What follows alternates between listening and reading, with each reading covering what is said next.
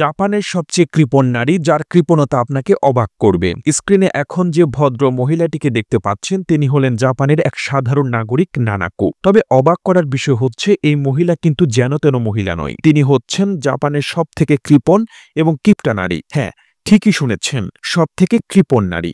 কেননা তার কৃপণতা এতটাই অকল্পনীয় যে শুনলে যে কেউ অবাক হয়ে যাবে। টানা ১২ বছর ধরে তিনি একই মোজা ব্যবহার করে চলেছেন, দিনের পর দিন পরছেন একই জামা, এমনকি সেটা যখন ছিঁড়ে গেছে তখনও পরছেন। কেন এমন জীবন তার? একটাই উত্তর, টাকা বাঁচানো। হ্যাঁ, শুধু টাকা বাঁচানোর জন্য তিনি বছরের পর বছর ধরে এমন কষ্ট সহ্য করেছেন। তবে তার এই কৃপণতার ফলও পেয়েছেন তিনি। নিউ ইয়র্কের ডাউনটাউনে নিজের একটি বাড়ি কিনেছেন, তাও পুরো এককালীন টাকা পরিশোধ করে। টাকা বাঁচানোর নেশায় গত ৬ বছরে নিজের জন্য নতুন কোনো পোশাক কিনেনি নানাকো।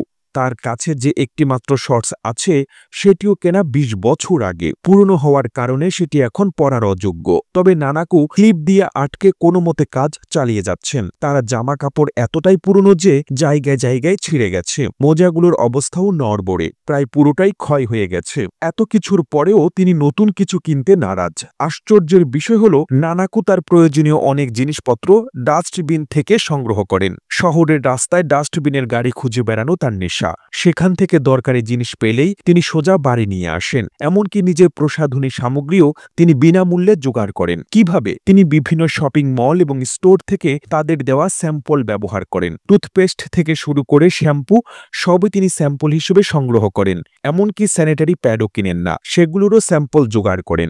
এখানেই শেষ নয়, জল বাঁচানোর জন্য তিনি কাপড় আলাদা করে ধোন না, গোসলের জলে সেরে ফেলেন। মজার ব্যাপার হলো নানাকোর বন্ধুও আছে, তাই তিনি বন্ধুদের ডিনারের জন্য নিজের বাড়িতে আমন্ত্রণ জানান। তবে সেই ডিনারের বেশিরভাগ খাবার আসে ডাস্টবিন থেকে। তিনি বিভিন্ন মুদি দোকানে ডাস্টবিন থেকে ফেলে দেওয়া খাবার তুলে আনেন এবং সেগুলোই বন্ধুদের পরিবেশন করেন। তবে বন্ধুদের জন্য নয়, নিজের খাবারের বেশিরভাগ অংশ তিনি ডাস্টবিন থেকে জোগাড় করেন। আর এই কাজটা তিনি হাসি মুখে করেন, শুধুমাত্র টাকা বাঁচানোর জন্য। আমরা অনেকেই হয়তো কিছুটা কৃপণ, তবে নানাকোর কৃপণতা যেন সব সীমা ছাড়িয়ে গেছে। তার এই গল্প যে কাউকে অবাক করে দেয়। ভিউয়ার্স, আপনি কি নানাকোর থেকেও বেশি কৃপণ কাউকে দেখেছেন? যদি দেখে থাকেন সেটা অবশ্যই কমেন্ট করে জানাবেন। প্রতিবেদনটি তৈরিতে তথ্য ও উপাত্তের সাহায্য নেওয়া হয়েছে স্বাধীন গ্লোবাল নামক ফেসবুক পেজ থেকে। আর এতক্ষণ আপনারা সঙ্গে ছিলেন বিশ্ব বাংলার। সেই সঙ্গে আপনি বাংলাদেশের কোন জেলা থেকে এই ভিডিওটি দেখছেন আমাদের কমেন্ট করে জানান। আমরা পরবর্তী ভিডিওতে আপনাকে ধন্যবাদ জানাতে ভুলব না। এতক্ষণ বিশ্ব বাংলার সাথে থাকার জন্য অসংখ্য ধন্যবাদ।